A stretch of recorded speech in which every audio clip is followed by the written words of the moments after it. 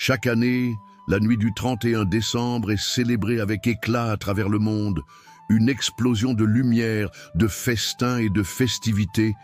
Mais au milieu de cette effervescence, une question émerge. Les musulmans doivent-ils célébrer cette fin d'année? Quelles en sont les origines? Est-ce une fête universelle ou une tradition spécifique qu'ils ne devraient pas suivre? Restez avec moi pour découvrir une analyse captivante. 1. Origine et symbolisme de la Saint-Sylvestre. Tout commence bien avant l'ère moderne. Les Romains célébraient les Saturnales, des fêtes où l'on honorait Saturne, dieu de l'agriculture. Ces festivités étaient marquées par des réjouissances, des banquets et des cadeaux échangés. Et puis il y a Janus, ce dieu à deux visages, l'un regardant le passé, l'autre tourné vers l'avenir. C'est lui qui a inspiré Jules César à désigner le mois de janvier, et donc le 31 décembre, comme une transition vers la nouvelle année. Mais cette tradition romaine a traversé les siècles, se transformant en une célébration chrétienne avec la fête de Saint-Sylvestre. De là est née la fête que l'on connaît aujourd'hui. 2. Pourquoi certains musulmans sont réticents? Pour certains musulmans, le réveillon du 30 et 1 décembre pose problème.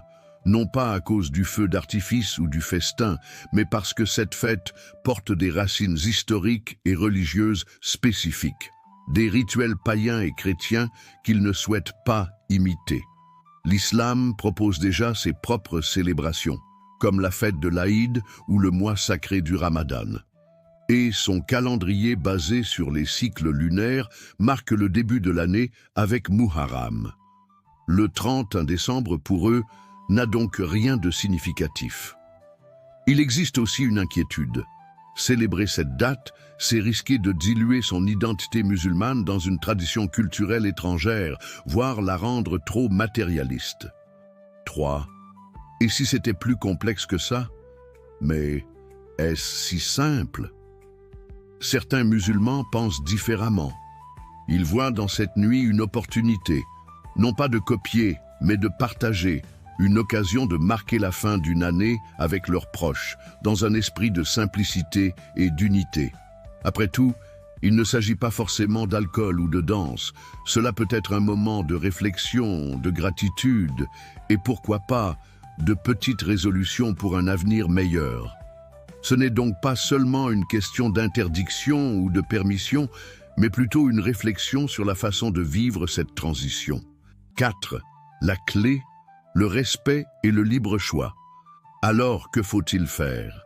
Fêter ou non le 31 décembre dépend avant tout de chacun.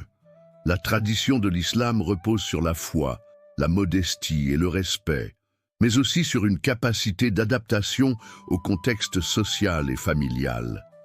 Ce qui est sûr, c'est que dans un monde où les cultures et religions se rencontrent chaque jour, le respect des choix et des convictions de chacun est essentiel. Que vous célébriez ou non le réveillon, souvenez-vous que cette nuit représente quelque chose d'universel. La fin d'un chapitre et le début d'un nouveau.